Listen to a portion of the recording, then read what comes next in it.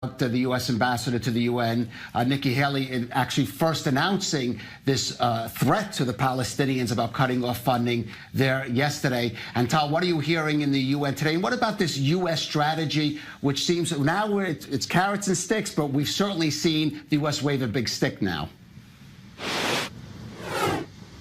Exactly, Caleb. Yesterday was a very dramatic day in terms of American foreign policy, and I think we've seen two patterns.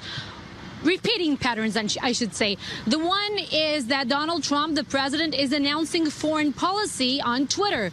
We've gotten used to this in the past, but now we're seeing this method of using financial sticks in order to move other countries to comply with American interests. We've seen it in regards to Pakistan. We've seen it with the Palestinians. And also last week, just to remind you, Nikki Haley also announced that the United States will be cutting the next year's budget, the 2018-2019 budget, to the United Nations, trying to increase the body's efficiency, but also make this body eventually comply with American interests and promote American interests, so-called, or maybe the Trump administration interests, I should say.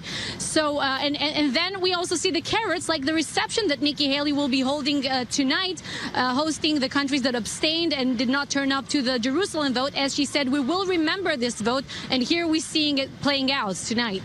And Tal, one of the interesting things really about Trump's tweet that is flying somewhat under the radar is that he said we took Jerusalem off the table. That was certainly not clear in his initial announcement.